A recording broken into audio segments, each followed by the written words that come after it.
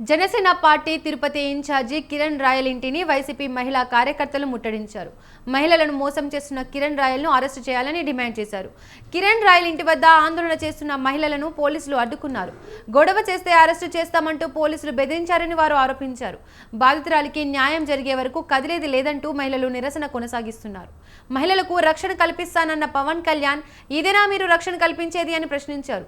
Kiran రాయల్ను party నుండి suspend చేయాలని demand చేశారు. ఈ విషయంపై జనసేన అధినేత పవన్ కళ్యాణ్ పార్టీ నాయకులు ఎందుకు నోరు మెదపడం లేదని నిలదీశారు.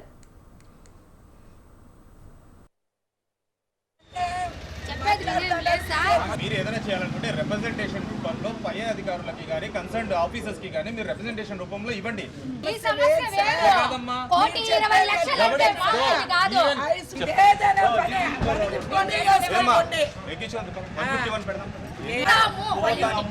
పోతామని నువ్వే చెప్తున్నావు. చేయకూడదు ల్యాండ్ ఆర్డర్లో లేదు. ఇది నిలబడుకున్నాం మీరే వచ్చినారు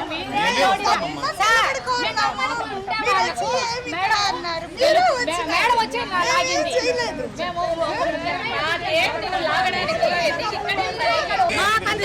ఇవ్వాలంటే వీళ్ళు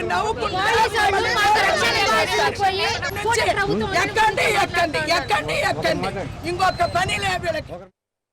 లక్ష్మి గారు కొద్ది రోజులుగా ఈ వైరల్ అవుతున్న వీడియోస్ కావచ్చు, ప్రెస్ మీట్లు కావచ్చు, అది ఎవరైనా క్రియేట్ చేసి పెట్టే విధంగా ఎవరు చేయరు ఒకరి జీవితాన్ని. ఎందుకంటే మహిళ ఒక పరువుని ప్రతిష్టని కోరుకుంటుంది కాబట్టి అలాంటి పద్ధతుల్లో ఎప్పుడూ కూడా ఎవరో డబ్బిచ్చి చేయడం ఇలాంటివి ఏమీ జరగవు. కానీ కిరణ్ రాయల్ పగడ్బందీగా ఈరోజు ఆమెను బెదిరించడము, ఆమె పిల్లల్ని బెదిరించడము, వాళ్ళని చంపేస్తాననడం మూలంగా మేము ఈరోజు అందరూ కూడా మహిళలు తరఫున మేము రోడ్డు మీద పడాల్సి వచ్చింది.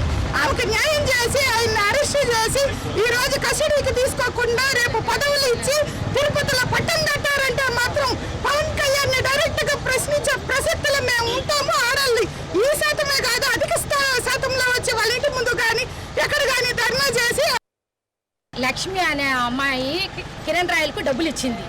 1,20,00,000 ఇయ్యంగా ఒక 20 తులాలు బంగారు కూడా తీసుకునేసింది.